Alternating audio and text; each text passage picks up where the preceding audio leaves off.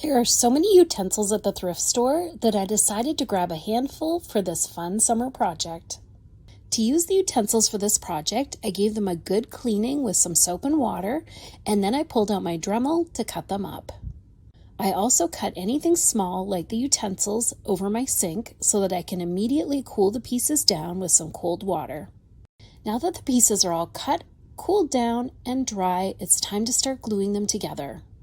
I'm using some glue that is specially made for bonding metal. I want to put all of the glue on the back of the fork handle that will be in the center of my insects. With a little glue in the center, I can place the 4 spoon ends into the glue and then I'll let the glue dry. While the glue is drying on the body of my insects, I'm going to make some little antennae. Finally, I want to add a piece that I can use to poke into the ground or my flower pots. I'm using the leftover wire, folding it in half, and then attaching it to the back of the fork handle for both pieces. I think these are just the cutest little insects in my garden. They were so fun to make, and I love that I was able to give some discarded utensils a new life. I hope this has inspired you to create your own utensil insects as well. To start this project, I want to remove the handles to the spoons. There are a few ways I can remove the handles: a straight edge knife, some snips, or scissors. It's really important to paint the side of the spoon that food would normally sit in. I'm starting with some black paint, and I want to paint little black dots on 2 of the spoons, and the other one I want to paint solid black. For my second set of spoons, I want to leave 2 of the spoons clear, and on the third one, I want to paint some black stripes. With the second coat of black dry, I want to paint the spoons with the dots red. I'm going to paint the red right over top of the black spots. When I turn them around, I'll then be able to see the dots and the rest will be all red. For the spoon with the stripes, I want to paint it the same way, but this time I'm going to do it with yellow paint. It's time to put the spoons together now.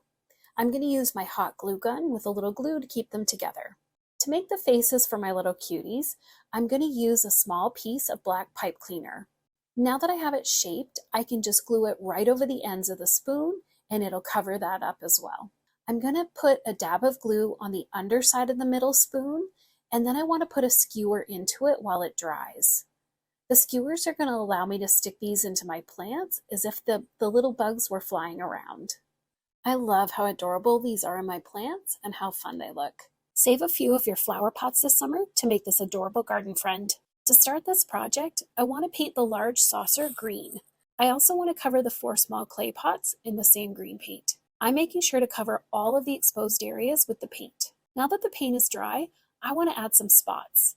I'm going to use this small circular sponge dabber to do that. I've mixed up 2 shades of green paint that are different from the original one that I used. This is going to create the spots all over that I want. I've arranged the 4 pots so that they're touching each other. Now that all the pots have their glue, I can lay the large saucer right on top of them. I had these 2 scrap wood pieces and I want to paint them in the same green that I painted the pots and the saucer. The last thing I need to do now is to glue the little wood pieces onto the saucer. I'm using the same contact cement to attach them.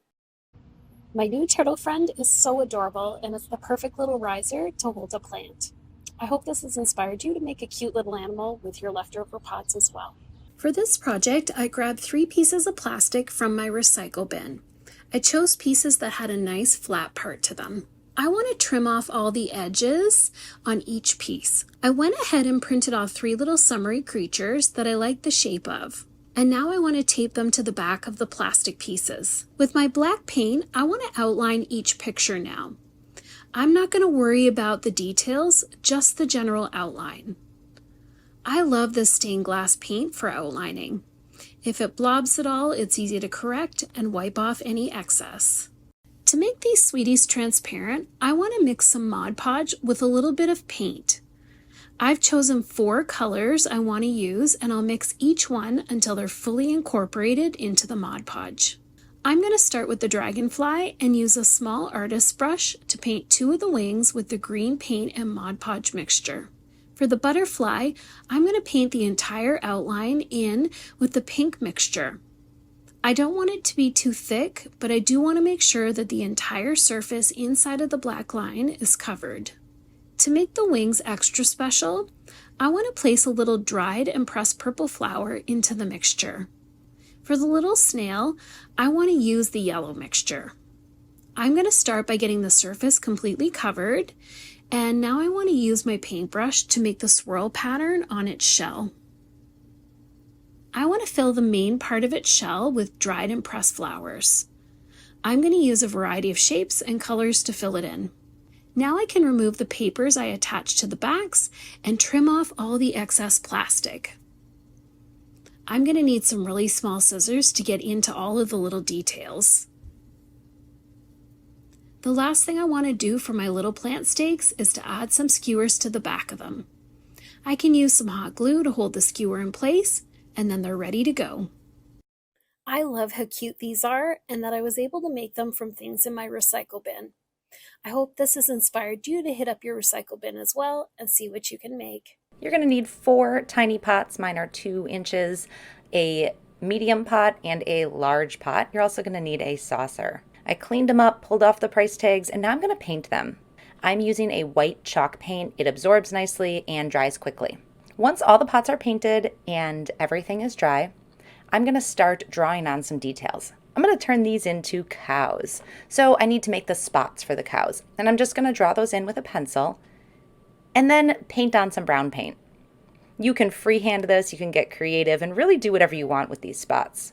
While that's drying, I'm going to grab some rope. This is clothesline from Dollar Tree. You could also use some brown rope as well, whatever you choose. I'm going to tie a knot on one end and trim off the excess. Now I'm going to attach the knot to the top of the smallest pot. Now on the saucer, this is going to be the nose of the cow, so we want to draw and paint some little nostrils. Then on the medium pot, we're going to draw some eyes. I'm starting with a pencil, and then I'm going to go in with black and white paint markers to finish this off. To add ears, I'm using craft foam because this is going to be nice and durable.